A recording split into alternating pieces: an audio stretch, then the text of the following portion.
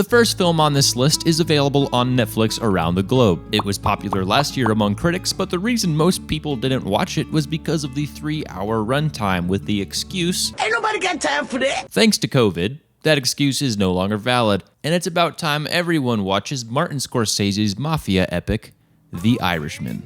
Featuring all of Scorsese's career-long friends, Robert De Niro, Joe Pesci, Al Pacino, I heard you paint houses, as well as a ton of other familiar faces. Films about gangsters typically follow an anti-hero character arc, but what makes The Irishman so great is the disturbing perspective of its lead, Frank, an Irish hitman for the Italian mafia who believes his actions were just a part of the job. As his world begins to crumble in the wake of his family's disgust, you'll find yourself questioning if empathy is deserved, or if Frank really doesn't deserve the love of his own family. I gave this film 4.5 out of 5 stars after my initial viewing, and I plan on revisiting soon. It's essential viewing for fans of Scorsese or just fans of good movies in general. I don't watch documentaries often, so I rarely ever recommend them, but Dear Zachary is a story so important and has become so personal to me from my experiences with this film that I have to ask you to watch it.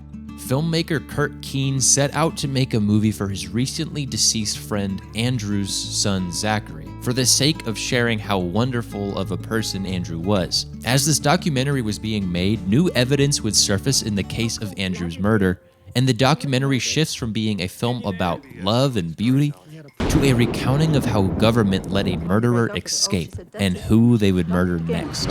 This painfully true story has haunted me since I've witnessed it, and the dynamic of watching it from the filmmaker's innocent perspective and how that perspective changes. In order to see Zachary, Kate and David were forced to stomach a civil relationship with the woman they knew murdered their only son. Makes this a one-of-a-kind experience. I recently revisited the film and I still give it a strong 5 out of 5 tissue boxes, because this one hits hard. Available to stream on Tubi, a free streaming service. Check it out. If you were an Amazon Prime member and in the mood for a feel-good film, The Big Sick is a solid choice. Kumail Nanjiani writes and stars in this film about how he fell in love with his now wife when she was in a coma. You could call it a romantic comedy, but it explores much more than that, providing insight on Nanjiani's experiences that resonate universally. So, 9/11. I've always wanted to have a conversation with people. You've never talked to people about 9/11? Ultimately, it's a film about how people live, and it's somewhat more relative today as its main plot point is a deadly illness, which provides a lot of dark humor and, for the audience, much needed catharsis amidst this anxiety of COVID. You'll be happy you saw it. I'd like to think that everyone has already seen this film, but I know that's just unrealistic. Everyone in the UK has an opportunity to stream on Netflix Call Me By Your Name, the incredible moving picture from Luca Guadagnino, adapted from the book written by Andre Ackerman, starring this guy, who earned his first Academy Award nomination for his performance as the love-struck Elio, who falls for someone he wasn't particularly ready to love. It's a beautiful film. I like the way you say things. I don't know why you're always putting yourself down, though. So you won't? And has become one of my all-time favorites, earning a passionate 5 out of 5 peaches from me. And if you want to understand that inside joke, you should definitely watch the film. And with the book's sequel, Find Me, releasing late 2019, we could expect a sequel from Guadagnino coming within the next several years. I couldn't recommend it enough. If you're not in the UK, unfortunately, you can't stream it for free, but it's definitely worth the couple dollars to rent. And if you ask me, I would just buy it because you'll definitely want to watch it again. Hey, come here. See, that's the problem. A24 is the film industry's lord and savior, both pre-corona and especially now, because what's better than an A24 film marathon uninterrupted by work? Nothing. From director Trey Edward Schultz, It Comes at Night is an art house horror film about two families surviving together, isolated in the woods after the wake of a mysterious infection. Sounds a bit familiar, huh? And you make one tiny mistake, you're dead. This film is more about people than it is the concept of the apocalypse, as the isolation and tension between the two families begins to promote unsettling, violent behavior. You'll begin to wonder if the real evil is outside or in.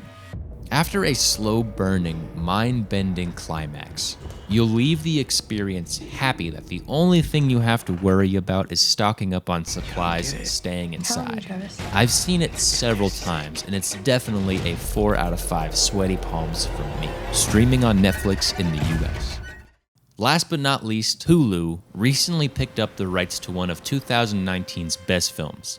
Which says a lot, because 2019 was one amazing year for the movie industry. While Parasite deserves all of its awards, there's another foreign film I wish would have gotten recognized at the Oscars. That film being Portrait of a Lady on Fire. A mesmerizing timepiece from director Celine Sciamma, featuring an emotionally rich visual language and 2 incredible lead performances. It's a film about passion and desperation, family duty and personal choice. I watched it recently and I fell in love with it. It's understandable why so many claim this to be their favorite of 2019. If you have Hulu, you have to watch this movie. And even if you don't, it's definitely worth a few dollars to rent. I hope this video has helped in any small way, keeping you all entertained. These are weird times, and lots of us have plenty of extra time. As the Filminformer, I say, let them watch movies. Movies are great. If at the very least a movie is just a bunch of talented people collaborating to make something, then watch it in appreciation and in awe of the countless hours of prime available media out there. Now's the time to indulge, and these 6 movies deserve it more than most.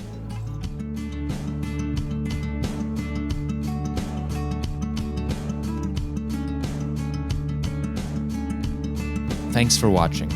Subscribe, like the video if you did, and please share. I'll see you guys next time.